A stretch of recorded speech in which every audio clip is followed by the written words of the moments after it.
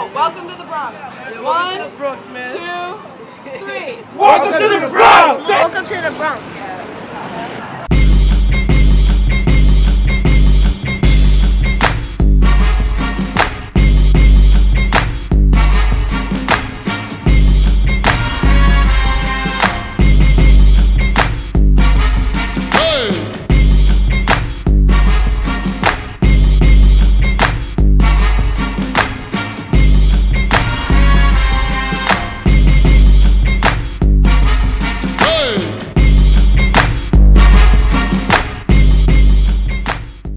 Justice is not just about eating healthy food. It's about deciding where your food comes from, ultimately deciding,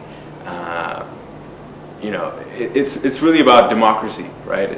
If we don't have decision making over and control over our food, then in essence we're powerless. If you look at the layout of the food distribution centers that are in poor communities, they are mostly bodegas. That's where a lot of people, more than 60% of the people, get their daily nourishment from a bodega or a fast food restaurant. Restaurants like Crown Chicken, where families are fed greasy chicken every night and lettuce, if that. More often than not, it's French fries and other fatty foods that are not healthy, which result in entire communities becoming diabetic and having heart disease and other health issues that are born out of years and years. I mean, literally, a child today could think that a healthy breakfast is some waffles. 3 years ago, we went to some of the youth that use the Mary Mitchell Center, and we asked them to form a committee to look at health in our neighborhood. And we started with about 15 young people, and they did basically a research project and identified diabetes and obesity as a problem that is really a health crisis. In our neighborhood, of the children born this year, half of them will have diabetes in their lifetime. We as a community knows that in our community from years back, that if you want to go shop, you go shop outside your neighborhood, because we always have the worst foods in our supermarkets. And we never thought about what was the vehicle to use to try to change this. So we would just shop in other places. If you go to the local bodegas, all the food that you see, all the fruits and vegetables that you see are like nasty, old, and they're not good. They don't look good. Nobody really are interested in buying it because it really doesn't look good.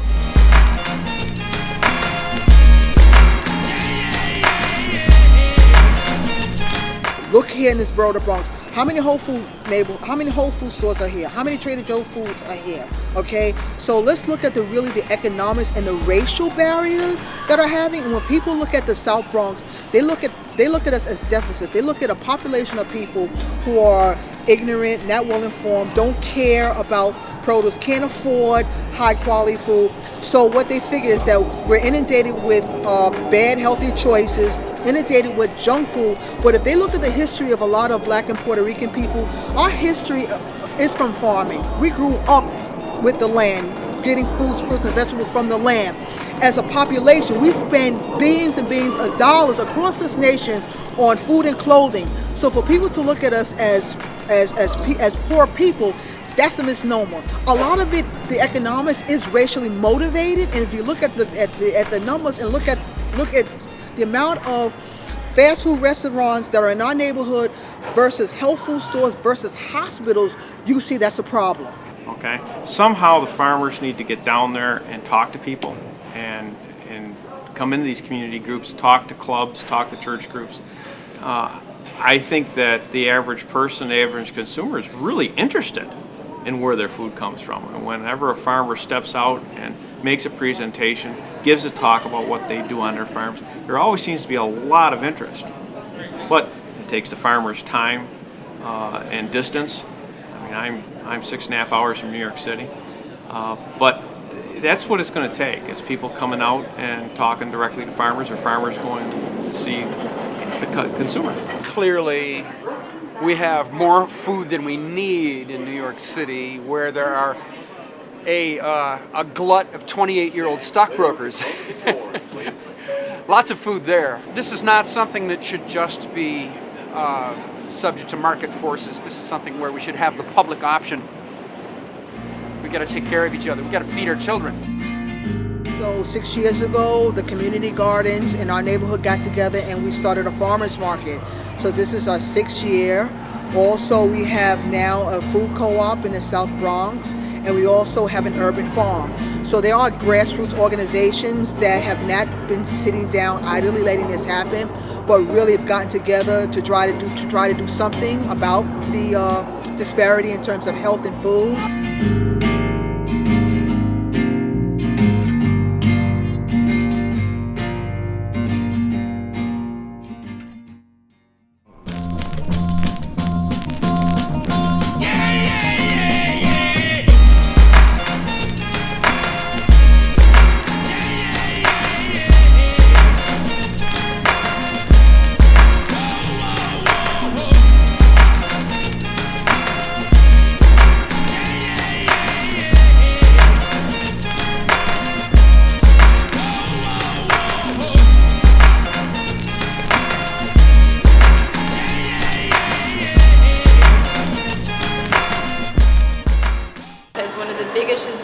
we're talking about now here today at the Bronx Summit and across the country is just the affordability of food. If you live in a low-income household, it's really a challenge not only to buy food, but figuring out how you're going to buy healthy, high-quality food on a limited budget. But things are changing and happening among people who can influence the food systems. And these changes can give people like you and me and all the people that we love in our community the power to change things in our personal lives and in the lives of others around us. You all have that power.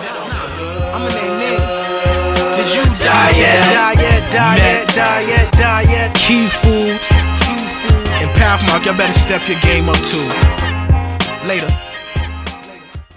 People that have the techniques and the knowledge to be able to train our members, to be able to train the communities, we welcome them. We would love to have someone to be able to teach people how to eat and cook healthy.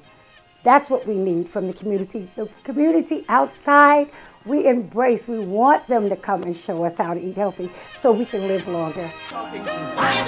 Alright, the new millennium came, I stopped touching beef. So when I step off the sea at Franklin and Fulton Street, I'm still a starving artist, so regardless, I gotta partake if it's only dishes to eat. Steamed salmon sound fly, this Japanese spot, but she want 10 a pop, I went to Crown Fried. Cause for around 5, I'll get the special chicken sandwich, cream soda, and a mound of fries. And my stomach didn't want it, there's healthier places, but where I stay is always too far from it. I'm burning up my ones eating out, but these hood grocery stores switching up dates, selling meats they should have sold before.